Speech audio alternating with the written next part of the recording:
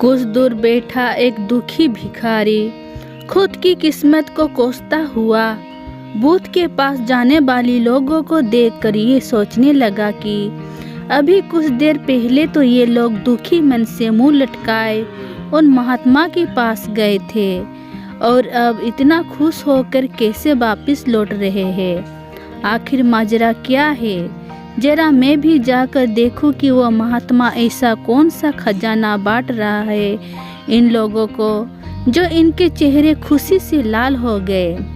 जब वह दुखी भिखारी कुछ नज़दीक गया तो उसने देखा कि ये महात्मा तो लोगों को प्रवचन देकर लोगों के दुख का निवारण कर रहे हैं। यह देखकर भिखारी के मन में भी तीव्र इच्छा हुई कि क्यों ना मैं भी अपना दुख इन महात्मा को बता दूं, मुझे भी अपने दुख का समाधान अवश्य मिलेगा। बस फिर क्या था, समाधान पाने की लालसा लिए भिखारी महात्मा बुद्ध के सामने पहुंचा और हाथ जोड़कर प्रणाम करते हुए बोला, महात्मा बुद्ध, मैं भी लोगों की मदद करना चाहता हूँ। मेरी बहुत इच्छा है कि मैं लोगों की मदद करूँ, लेकिन मैं मदद कैसे करूँ? मैं तो बहुत गरीब हूँ, ना तो मेरे पास धन है, ना ही कोई वस्तु जिससे मैं किसी की मदद कर सकूँ। मैं चाहकर भी किसी की मदद नहीं कर सकता। मुझे भगवान ने इतना गरीब क्यों बनाया?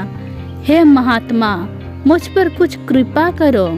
इतना बोलते हुए भिखारी रोने लगा। महात्मा बुद्ध बोले, तुम बहुत अज्ञानी हो, क्योंकि तुम अब तक इस भ्रम में जी रहे हो कि तुम्हारे पास कुछ नहीं है, जबकि दूसरों को कुछ देने के लिए तुम्हारे पास बहुत कुछ है। तुम बिना धन और वस्तु के भी दूसरों की मदद कर सकते हो। तुम्हारे पास जुबान है जिससे तुम मीठे शब्द बोलकर किसी के दुखी चेहरे पर मुस्कान ला सकते हो। इन्हीं शब्दों की ताकत से तुम किसी के भी टूटते हौसलों को फिर से मजबूत कर सकते हो।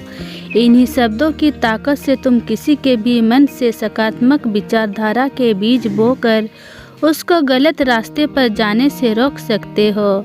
तुम्हारे पास 2 हाथ है जिससे तुम किसी भी कमज़ोर और लाचार की मदद कर सकते हो। तुम्हारे पास 2 आँखें हैं जिससे तुम किसी अंधे को रास्ता दिखा सकते हो।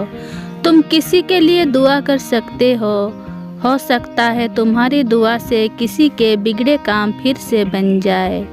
तुम किसी के अच्छी सेहत की कामना कर सकते हो, लेकिन अज्ञानतावश तुम अब तक इस बात को समझ नहीं पाए और इस भ्रम में अब तक जीते रहे कि तुम्हारे पास मदद करने के लिए कुछ नहीं। किसी की मदद करने के लिए धन और वस्तु का होना अनिवार्य नहीं है।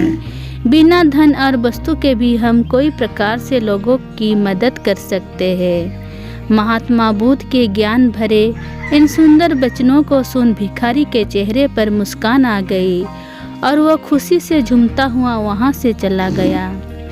दोस्तों, महात्मा बुद्ध के इन बातों से कितना सुंदर ज्ञान हमें मिलता है।